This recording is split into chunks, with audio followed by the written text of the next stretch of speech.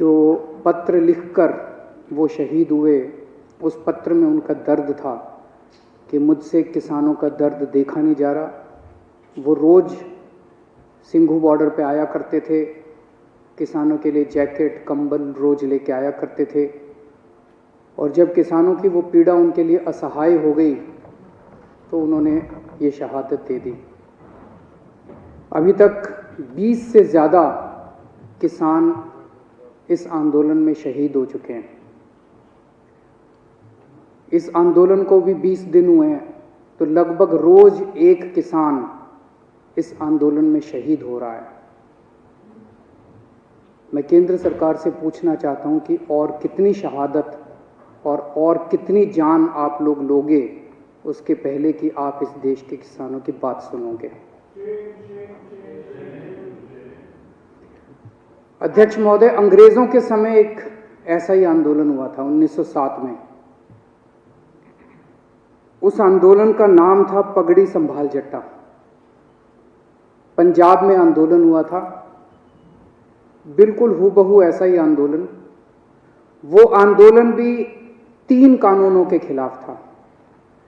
अंग्रेजों ने 3 कानून पास किए थे, Bari Doab act, Punjab land colonization act, Punjab land alienation act. और पंजाब के किसानों ने इसके खिलाफ आंदोलन किया था। इतनी संख्या में लोग इकट्ठे हुए थे।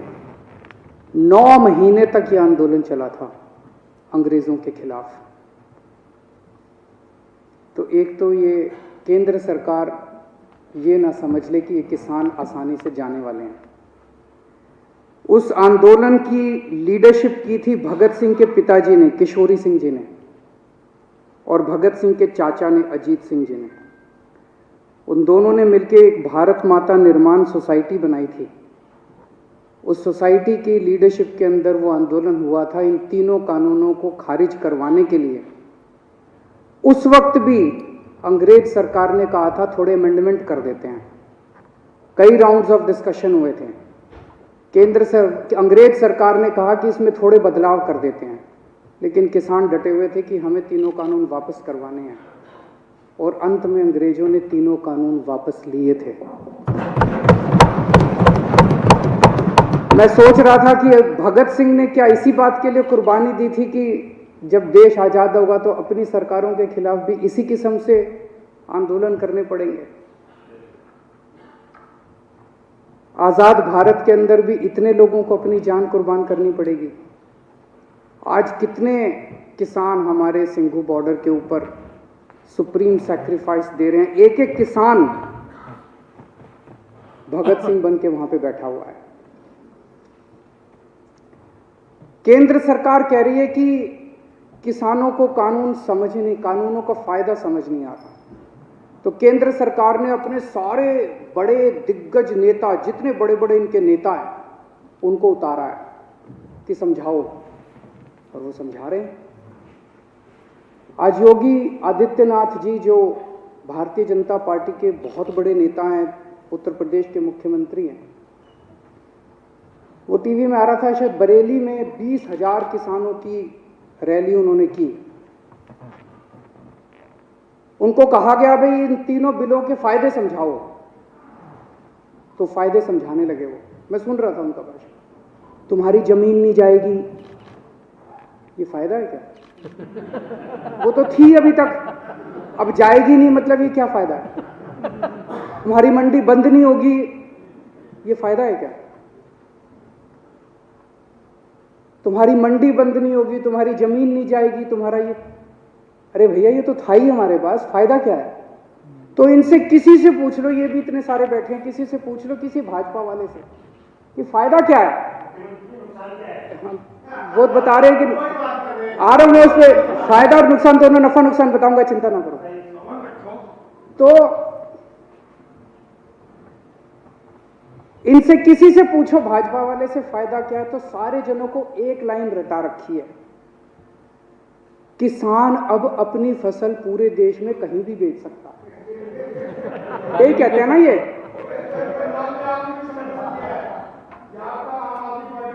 तो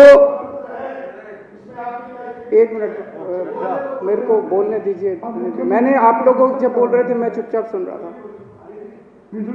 मैं आज धान का एमएसपी 1868 है। उत्तर प्रदेश और बिहार में ये 900,000 रुपए में बिक रहा है। मेरे को बता दो कि पूरे देश में मेरा बिहार और उत्तर प्रदेश का किसान कहां ये फसल बेच के आए कि इसको एमएसपी से ज्यादा दाम मिल जाए।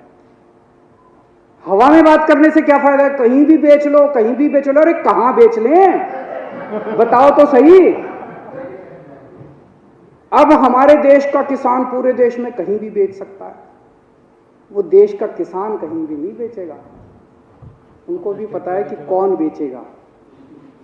उनसे पंजाब में खरीदेगा, उत्तर प्रदेश में उनसे 800 रुपए में बेच के वही बड़े बड़े पूंजीपति इतनी महंगाई कर देंगे कि वो पूरे देश के अंदर इसको महंगा बेचेंगे। ये किसानों के बेचने के लिए कानून नहीं बनाया गया। तो कहा जा रहा है कि किसानों को भ्रमित किया जा रहा है। किसानों को भ्रमित नहीं किया जा रहा, भाजपाइयों को भ्रमित किया जा रहा है। सारे भाजपाइयों को अफीम खिला दी है और अफीम खिला के कह दिया ये रट के बस यही बोलो।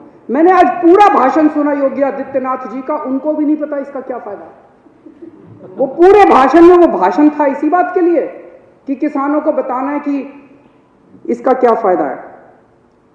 आज सुप्रीम कोर्ट में केस था, कल भी था। हमारे वकील ने सुप्रीम कोर्ट में खड़े होकर कहा कि किसानों की मांगे जायज हैं, किसानों की मांगे मानी जानी चाहिए। केस इसलिए था कि दिल्ली के बॉर्डर के ऊपर किसान बैठे हैं, इसलिए ट्रैफिक की दिक्कत हो रही है। हमारे वकील ने खड़े होकर कहा जी इसके लिए केंद्र सरकार जिम्मेदार है। आज अगर अभी केंद्र सरकार 1 घंटे में इनकी मांग मान ले, धरना उठ जाएगा। धरना क्यों नहीं उठ रहा? धरना इसलिए नहीं उठ रहा केंद्र सरकार नहीं करने दे रही। तो केंद्र सरकार का वकील बोलता है कि ये दिल्ली सरकार का वकील तो किसानों का वकील बन के बना हुआ है। मैं केंद्र सरकार वाले को कहना चाहता हूं, तुम भी किसानों के वकील बनो, तुम भी किसानों का काम किसके लिए करो। किसान इस देश का निर्माता है और अगर किसानों की वकालत नहीं करोगे तो किसकी वकालत करोगे? दलालों की वकालत करोगे। एक कई लोग मुद्दा उठा रहे थे कि कोरोना काल में ऑर्डिनेंस क्यों पास किया गया, ऐसी क्या जल्दबाजी थी। अभी ये कानून शायद 70 साल के भारत के इतिहास में पहली बार हुआ होगा कि राज्यसभा के अंदर बिना वोटिंग के, वहां पे राज्यसभा अध्यक्ष ने पास करके पास कर दिया, जबकि पूरा हाउस चिल्ला रहा था। जैसे आप यहां बैठे हैं, कई बार हाउस चिल्लाता है, आपने तो कभी बिना वोटिंग के कोई कानून पास नहीं किया। अगर हाउस चिल्लाता है आप 10 मिनट के लिए एडजर्न कर देते हो, फिर दोबारा बैठते हैं, फिर हाउस ऑर्डर में आ जाता है, फिर वोटिंग कराते हैं। पहली बार ऐसा हो रहा है कि बिना वोटिंग के अंदर 3 कानून बस पास कर दिए अध्यक्ष ने और पास हो गए, कोई वोटिंग नहीं कराई गई इसको। ऐसी क्या आफत थी कि ये कानून पास कर दिए गए। पिछले 6-7 साल से आप लोग देख रहे हो कि भारतीय जनता पार्टी ने चुनावों को कितना महंगा कर दिया।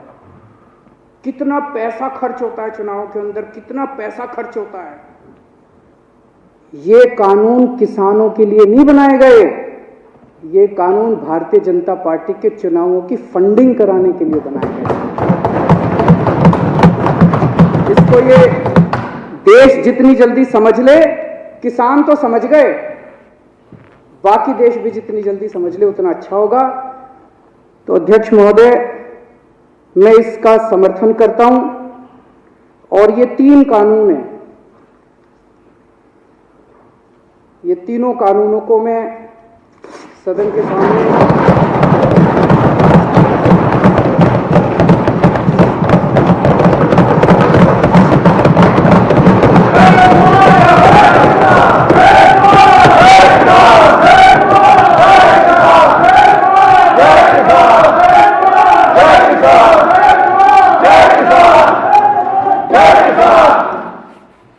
इन दोनों कानूनों को फाड़ते हुए मुझे बेहद दर्द हो रहा है।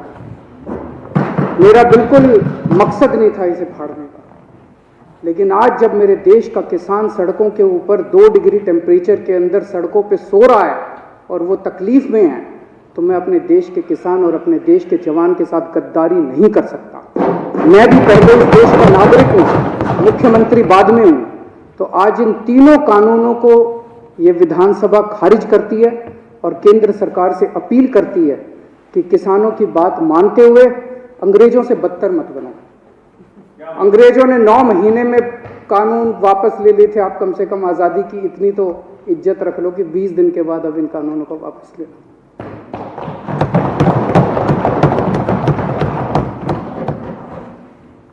सदन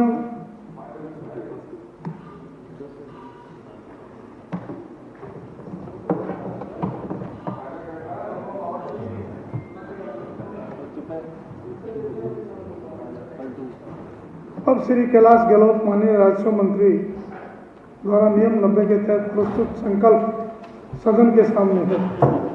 जो इसके पक्ष में वे हाँ कहें, जो इसके विरोध में वे ना कहें। हाँ पर जीता, संकल्प स्वीकार हुआ।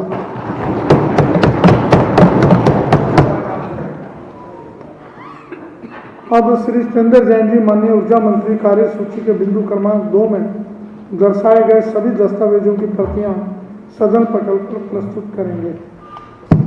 आदरणीय अध्यक्ष महोदय, मैं आपकी अनुमति से कार्यसूची के बिंदु क्रमांक 2 में दर्शाए गए दस्तावेजों की प्रति सदन पटल पर प्रस्तुत करता हूं। अब सदन की कार्रवाई 15 मिनट के लिए स्थगित होती है, फिर नेक्स्ट विषय पर चर्चा होगी।